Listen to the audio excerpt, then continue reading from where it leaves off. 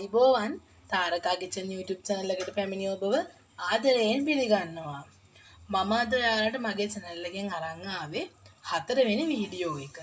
අපි අද හදන්න යන්නේ රෙස්ටුරන්ට් රසට රසකාරක මුකුත්ම දාන්න නැතුව රසම රස ෆ්‍රයිඩ් රයිස් එකක් හදන්නයි අද අපි යන්නේ. අපිට ඕන කරන දේවල් අපි දැන් බලමු. මම මෙතන අරන් තියෙනවා කීරි සම්බා මේ රයිස් කුකර් එකෙන් එන කප් එකෙන් කෝප්ප 4ක බත් උයාගෙන මම හාල් කීරි සම්බා තමයි ගත්තේ. මොකද කීරි සම්බා තමයි ෆ්‍රයිඩ් රයිස් වලට රසම හාල. ඉතින් කීරි සම්බා අරන් තියෙනවා මේ රයිස් කුකර් එකේ කප් එකෙන් කෝප්ප 4ක්. හීනියට ලියාගත් කැරට් ස්වල්පයක් අරන් තියෙනවා. ලීස් ටිකක් අරන් තියෙනවා. කරපිංච ටිකක්, බටර් ටිකක්, ඉඟුරු සුදු ලූණු බිත්තර 3ක්, රසායනික ලුණු, ගෝවා, සෝස්. ඒ ටික තමයි අපිට ඕන කරන්නේ. තව ගම්බිරිස් කුඩු මිරිස් කෑලි රසායනික සැරට කන කෙනෙක් නම් ගොඩක් සැර වැඩි කරගෙන අපිට ගෑරි මිරිස් දාගන්න පුළුවන්. ළමයිට වගේ හදලා දෙනවා නම් ළමයි වැඩි කන්න කැමති නෑනේ සැර. එහෙනම් ස්වල්පයක් දාලා අපිට හදාගන්න පුළුවන්. තව අපිට ඕන කරන දෙයක් තමයි පොල් තෙල් මේස හැඳි දෙකක්. පොල් තෙල් මේස හැඳි දෙකකුත් අපිට ඕන කරනවා. බටර් එක පොල් තෙල් මේස හැඳි දෙකකුත් අපි දාන්න ඕනේ. තව අපිට ඕන කරනවා චිකන් කුකුල් මස් කෑලි ටිකක් ඔයාලා කහයි ලුණුයි විනාගියේ ස්වල්පයක් දාලා තඹගෙන ඊට පස්සේ ගැඹුරු තෙලෙන් බැදගෙන කුකුල් මස් ටිකක් ඕන කරනවා. මම මෙතන අරන් තියනවා ඔයාලට පේන නැති කුකුල් මස් ටිකක් තඹලා බැදලා අරන් තියෙන්නේ.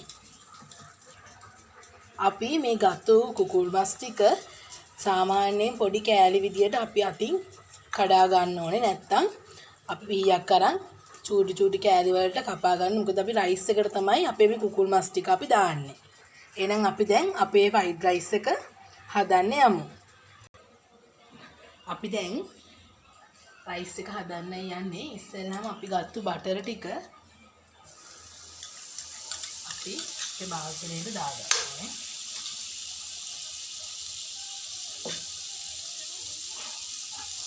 බටර් දාගත්තට පස්සේ ඔයාලට කැමති නම් බටර්ම දාන්න පුළුවන්. නැත්තම් පොල් තෙල් දාලාම හදාගන්න. මොකද බටර් දැම්මම රසයි. මම පොල් තෙල් දීකුත් එකතු කරනවා බටර් ටිකටම.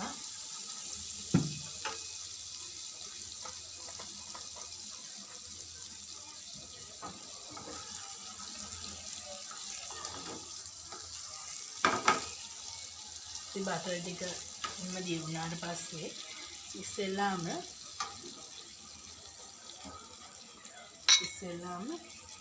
අපි අපේ සුදු ලුණුයි ඉඟුරුයි ටික අපේ තාච්චියට අපි දාගන්නවා. දාලා අපි හොඳින් කලවම් කරනවා.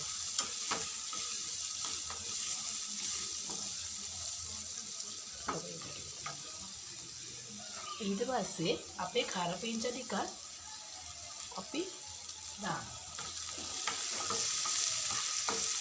දාලා හොඳින් තෙලෙන් අපි තම්බ ගන්නවා. තෙලෙන් බැද ගන්නවා.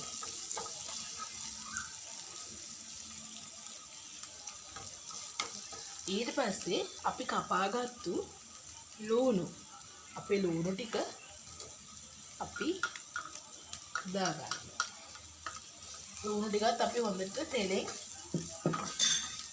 බැද ගන්නවා.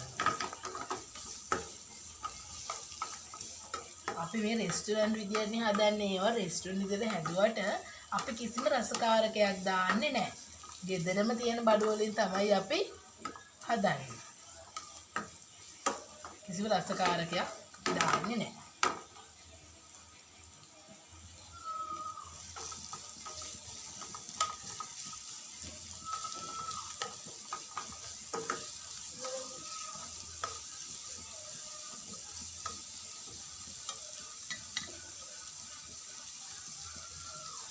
ඊට පස්සේ අපේ ලුණු ටිකයි කරපිංච ටිකයි ඉඟුරු ටිකයි අපි තෙලෙන් බැදගත්තට පස්සේ අපි බිත්තර සුදු ලුණු ටිකක් අපි දැන් මේකට දාලානේ තියෙන්නේ. ඔක්කොම ටික බැදුනට පස්සේ අපේ බිත්තර තුන ඔයගොල්ලෝ බිත්තර තුනට වැඩි දානවා නම් තුනට වැඩියෙන් හරි දාන්න පුළුවන්.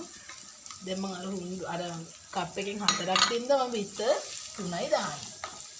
බිත්තර ටිකක් දාලා අපි හොඳට කලවම් කරගන්නවා.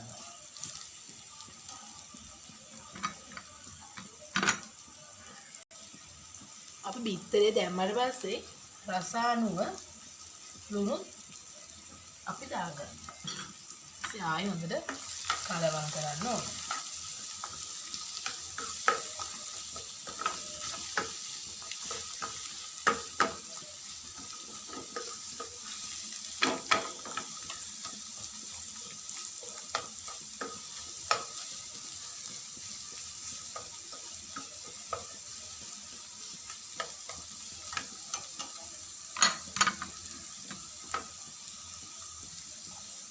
ඔයගොල්ලන්ට ඊට පස්සේ රසානුව ගම්මිරිසු දාන්න. දැන් පොඩි ළමයිට හදනවා නම් එයාලා වැඩි සැන කන්නේ නැහනේ. ඉතින් වැඩි ගම්මිරිස් කුඩු මිරිස් කෑලි එහෙම ඔයගොල්ලෝ දාන්න එපා. සුදට වගේ හදලා දෙන්න. දැන් ලොකු අය එහෙම වුණාම වැඩි හිටියෝ නම් කනවනේ සැරට. ඒ හින්දා ගිහිම රසයි. ඔයගොල්ලෝ නිවාඩු පාඩුවේ ඉන්න වෙලාවකට ගෙදර හැමෝම ඉඳ වගේ දවස්වල ගෙදර ඉන්නවනේ. ඒ වෙලාවට මේ වගේ එකක් හදන්න. මොකද හරිම රසයි. රෙස්ටුරන්ට් එකේ අපි අර රසකාරක දාලා හදනකොට මේක හරිම රසයි. ඇත්තට හරිම ලේසි. වැඩි මේ මහන්සියකුත් නෑ. හරිම ලේසි.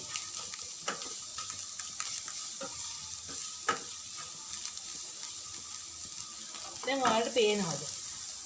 මේ බිත්තර ටිකක් හොඳට බැදිලා තියෙනවා.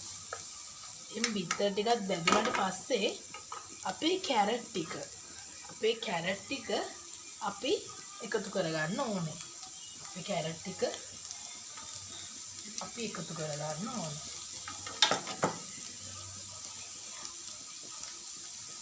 ලීක්ස් ටික අපි දැම්ම දාන්නේ නැහැ. මොකද ලීක්ස් තෙලට දැම්මහම අර නිකන් මැල වෙනවනේ. කළු වෙනවා. ඒකින්ද අපි දැම්ම දාන්නේ නැහැ. උඩින් ලස්සන කරගන්න දැම්මම ඇති. ලීක්ස් ටිකත් අපි දාලා හොඳින් කලවම් කරගන්න. ඔයාලට දැන් මස් ටිකක් තියෙනවානේ. දැන් මේ බිත්තර දාලා හොඳට කලවම් කරපස්සේ මස් ටිකක් දාන්න. දැන්ම මස් දාන්න එපා. මොකද අපේ ටික ඉස්සෙල්ලාම තෙලෙන් තම්බ ගන්න එපා. දැන්ම මස් දාන්න එපා.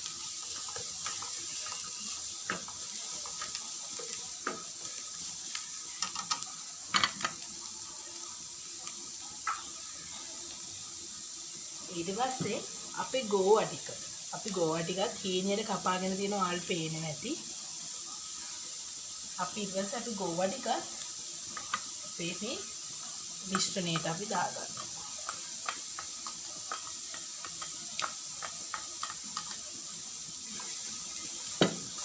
දාලා කලවම් කරනවා. මොකද ගොඩාක් ගින්දර වැඩි කරන්නත් පුළුවන්. මොකද අඩිය නැත්තම් කළු වෙන්න ගන්නවා.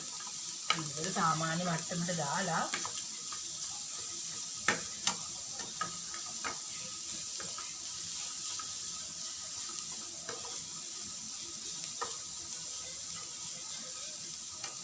දැන් ඔයාලට පේනවනේ දැන් පාට මදීනේ. පාට මදි කියන්නේ සුදු පාටයි. ඒකින්ද සුදු පාටින්ද අපි මිරිස් කෑලි දාගන්න. මිරිස් කෑලි මම නම් දැන් තේ හැඳි දෙකක් වගේ දාගන්නවා. මොකද රයිස් එකටත් දැන් දාගන්න ඕන. තේ හැඳි දෙකක් වගේ දාගන්න. මොකද නැත්තම් අර පාටක් නැහැනේ. දැන් ආයි අපි කලවම් කරගෙන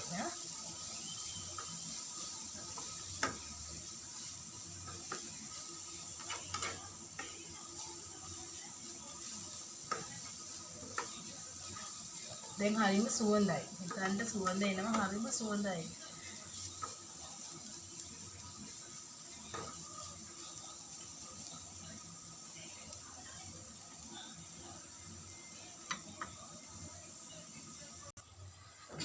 නෑවල් පන්නවද? තෙම්බෙලා තියෙන්නේ. මම ඔයාලට කිව්වනේ චූඩියට කඩා ගන්න කියලා මස් ටික. දැන් අපි මස් ටික එකතු කරගන්නවා. මස් ටික එකතු කරගෙන අපි හොඳින් කලවම් කරනවා. මස් ටික එකතු කරගෙන මතක ගන්න චුට්ටක් ඔයාලා කැමති නම් සෝස්, තක්කාලි සෝස් කැමති නම් විතරක් දාන්න නැත්තම් ඕනේ නැහැ. ඔයාලා කැමති නම් විතරක් තක්කාලි සෝස්.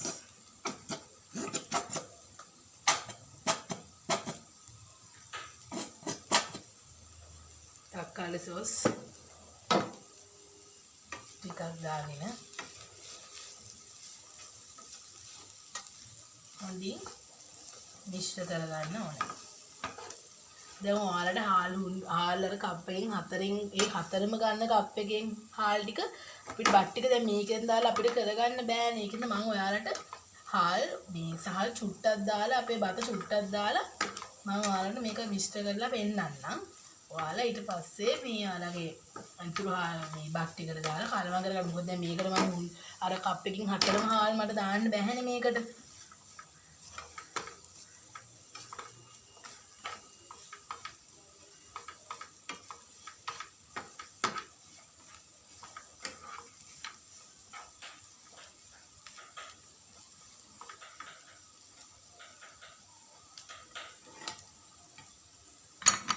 තව කෑලි මිරිස් ටිකක් දානවා නම් ඔයාලා දාගන්න.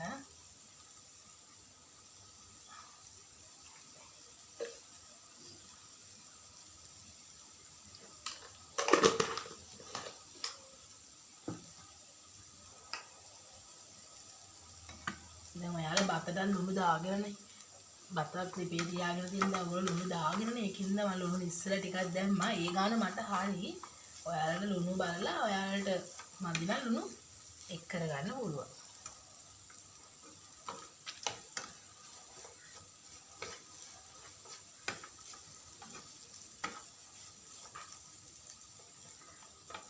දැන් අපේ ලීක්ස් ටික කපාගත්තු ලීක්ස් ටික දැන් කරන්න ඕනේ. බින්දර අඩු කරලා තියාගන්න. බින්දර වැඩි කරන්න එපා. අඩිය කළු වෙයි ඊට පස්සේ.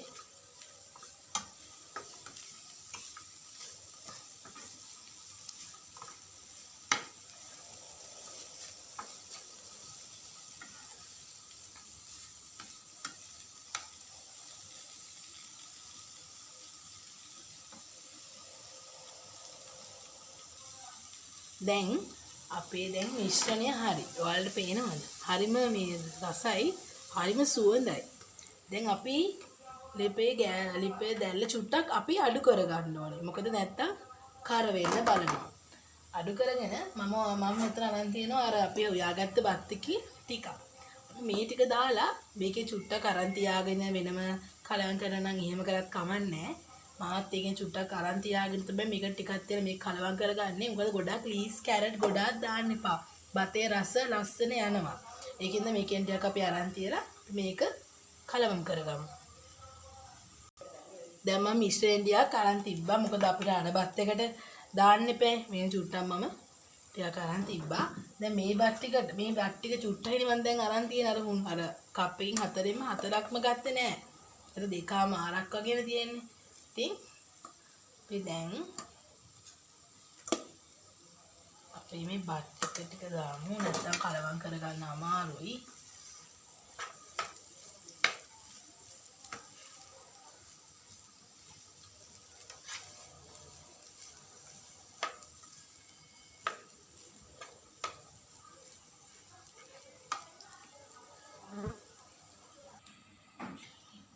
දැන් මම මේක කලවම් කරගෙන ඉවරයි. ඔයාලට පේනවා ඇති. ඔයාලා දැන් මේ වගේ එක කලවම් කරලා බලන්න. ඔයාලා ලොකු එකක් ගත්තත් කමක් නැහැ. ඔයාලට පේනවනේ. ඔයාලට පේනද දැන් අර ලස්සන පාටක් තියෙන්නේ. පේනවද? රෙස්ටුරන්ට් වගේම තමයි. කිසිම වෙනසක් නැහැ. රසකාරක නැති එක විතරයි වෙනස තියෙන්නේ. දැන් මේ අපි හදාගත්තු ෆ්‍රයිඩ් රයිස් එක අපි ප්ලේට් එකට අඩු කරගමු. දැන් මම ප්ලේට් එකකට මගේ රයිස් එක දාගෙන තියෙන්නේ. බලමු රස කොයි වගේද කියලා. හරිම රසයි. ගොඩක් සැරත් නෑ. හරිම රසයි. ඔයාලා මේ වගේ රයිස් එකක් හදන්න. ඔය ගෙදර නිවාඩු පාඩු ඉන්න වෙලාවට ගෙදර හැමෝම ගෙදර ඉන්න වෙලාවක ඔයාලා හදලා බලන්න. හරිම රසයි. එහෙනම් මගේ channel එක තාම subscribe කරලා නැත්නම් subscribe කරන්න, bell icon එක click කරන්න. මගේ මේ වීඩියෝ එක හොඳයි නම් like කරන්න, comment කරන්න. මේ වගේ fried rice එකක් restaurant විදියට ඔයාලත් හදලා බලන්න. හරිම රසයි. එහෙනම් අපි තව ලස්සන වීඩියෝ එකකින් ආයි හම්බෙමු. එහෙනම් ඔයාලා පරිස්සමෙන් ඉන්න. මම තාරකා කිචන්.